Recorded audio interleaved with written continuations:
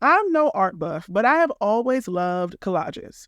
Whether a small-scale vision board using magazine clippings or a larger surrealist piece, I am always amazed by both the intentional choices and the unintentional results of collaging. I've even come to enjoy its distant cousin, found art sculptures. There's something magical about the merging of so many disparate things into one new thing. But collage doesn't just stop at visual art. It can be done with language as well. Lately, it has grown to be one of my favorite constraints.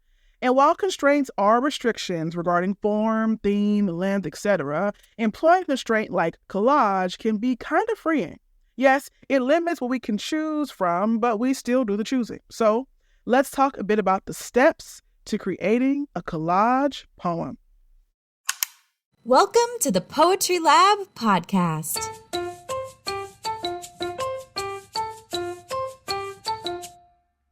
The Poetry Lab started 11 years ago to help dedicated, self-taught, and formally trained writers find a place in their community to write, read, learn, and collaborate.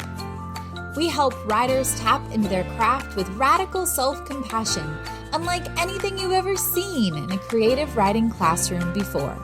If you're a creative person trying to establish a writing practice in the real world, this podcast is designed to help you carve out the time, the courage, and the inspiration to keep writing your new shit.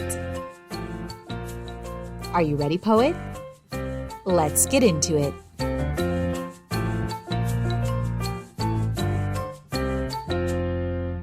It's Bridgette, and I'm back to talk to you a little bit about crafting collage poems. Step 1, gather your source material. The beauty of the collage poem is that you can take the text from anywhere. So I like to make this the first limit that I give myself. For example, you could grab just, 2 pieces of writing, like 2 poems you're already familiar with, or a letter from your grandmother and an article from the New York Times, or all 4. It's your show. But to start out, I would say select pieces that have something in common, just to make it easier. The commonality could be anything. Both poems mention the moon. Awesome. Both poets are left-handed. Hooray. These poems all happen to be about the latest edition of some sports thing. Yep. It doesn't have to be super deep, unless you want it to be. And if you wanted to up the ante a little bit, choose pieces at random or have a friend provide them. I once sat outside of an awards gala honoring some of my favorite poets and collecting words and phrases from everyone who walked in, and then combined them all together alongside bits from the honorees themselves into a poem in 45 minutes. And then I read it on stage while juggling balls of fire. Okay. So nothing was on fire, but I definitely felt the heat, y'all. Anyway, let's move on to step 2. Create a word bank. Go through those pieces of text and highlight anything that stands out to you as interesting.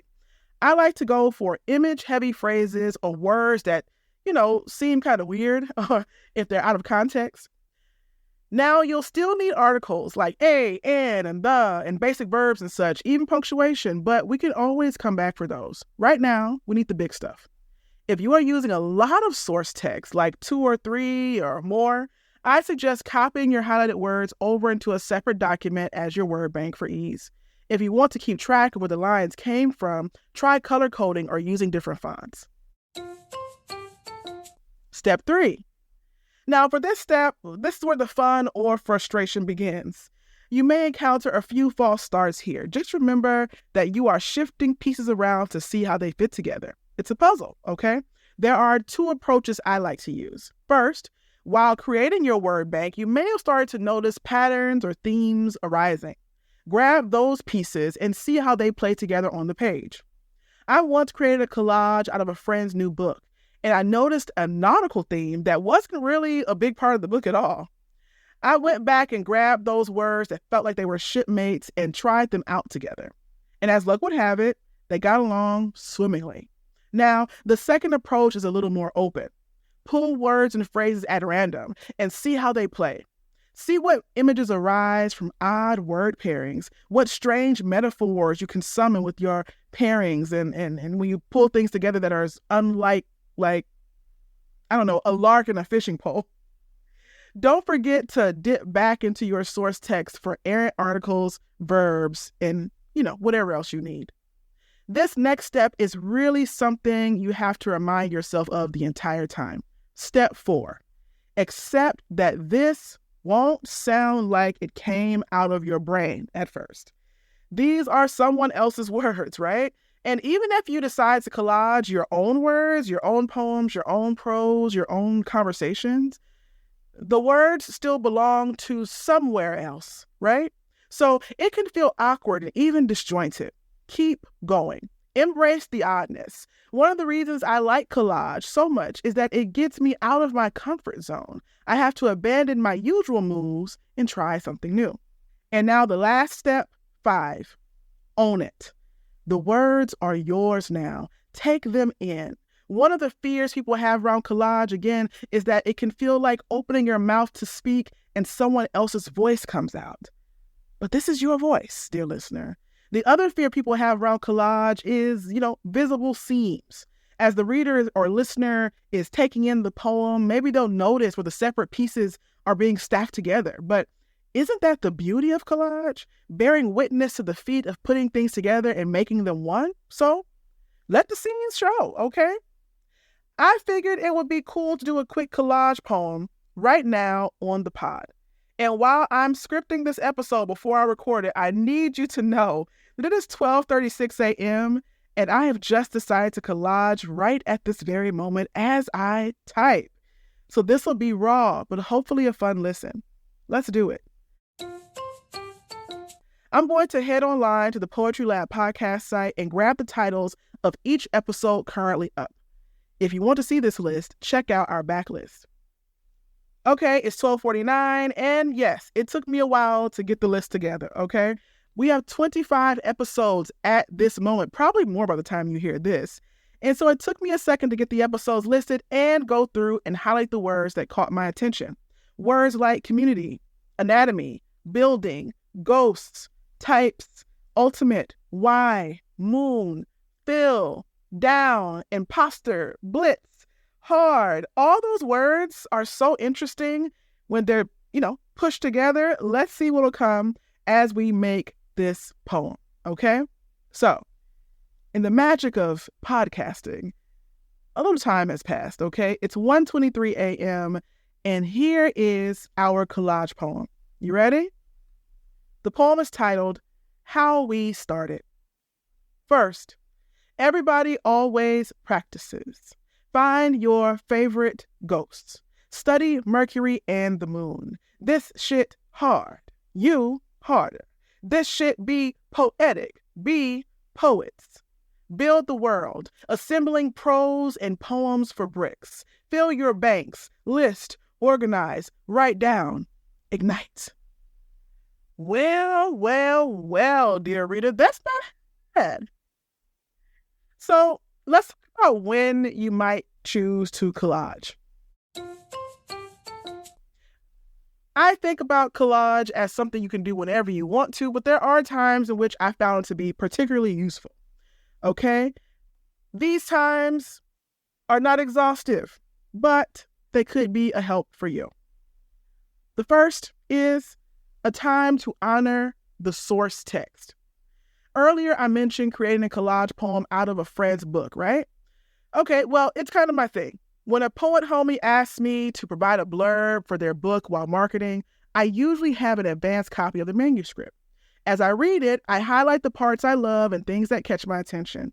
It helps when writing the blurb about the book, of course. But in the end, I have all these great notes, and I decided to go back in and make a collage poem out of what I've noted. It's really simple, it seems, but it can be really fun and frustrating to do when you are hoping that your friend will forgive you for turning your blurb in a little bit late, okay? The second time in which a collage poem can be pretty helpful is to celebrate an occasion. If you are like me, you may find yourself on the hook, or honored to deliver poems at special events like weddings, holidays, graduations, etc. These events kind of terrify me, I'll be honest, all right? So I turned to Collage. For a friend's wedding, I selected texts that the couple knew very well and even incorporated bits of a conversation I had with them into the poem, okay? The poem was read by me before they said their vows, and everyone loved it. For a Juneteenth celebration, I gathered 22 different poems from Black poets over the past, 300 years. Everyone from Francis E.W. Harper to Nikki Giovanni to Danae Smith to Jericho Brown, and created a collage poem about freedom. Number 3, to send a message or take a stance. This one is tricky and maybe a little controversial, but we're poets and we do brave things.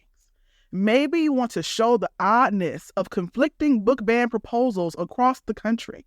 Perhaps you have a couple or several unhinged messages from people on Hinge that would make a dope poem if blended together. Collage 'em, baby. Show everyone how you make music out of the mess. I was once invited to participate in the celebration of a long-dead poet's birthday. At first, I wanted to say no, because the poet's work is indeed important to literature and letters. I just don't like the guy personally. Things he said in and outside of poetry just didn't sit right with me. And dear listener, please understand that I have no problem engaging with problematic figures in history and literature. I'm an English professor after all. But, I felt like his poems only told one side of the story, and there was so much more to it than that. I let the host know my stance on things, and they welcomed me to write what I felt. Awesome. So I took a couple of his greatest hits and collaged them with work by poets I actually liked who wrote about the same thing or similar topics. No, I didn't shit on a dead guy on his birthday, even though he's dead. But I did tell the truth.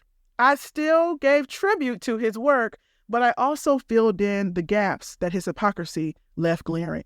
So I took a stance, using collage. And number 4, another great way to use collage is to blast away your writer's block. Often we have writer's block and we feel like, oh gosh, what are we going to do? For me, I turn to reading. Okay, so I'm always reading, but when I have writer's block, I read things and then shake my fist at the sky and scream, why not me? Why can't I write this? And then I take a breath and I start to collage. In some ways, it's like one of those brain teaser things, I get focused on moving the words around and the images and ideas pop out all on their own accord. The moment I start thinking, damn it, I wish I had these words or these phrases in my word bank, that would make this poem really great. I know I'm ready to write something on my own. Sometimes a theme works its way up from the word bank before I even begin. Sometimes just a single interesting word will spark something. In this case, I may abandon the collage poem, which is okay, because this was an exercise to get me writing, and it worked. Okay, friends, those are my thoughts on crafting collage poems. If you enjoyed what you heard today, check out past episodes and be sure to like and follow us for more. If you really want a gold star in our hearts, share this with a friend to help us grow our community here. For more information about the Poetry Lab podcast, check us out at www.thepoetrylab.com/podcast. Thanks for listening.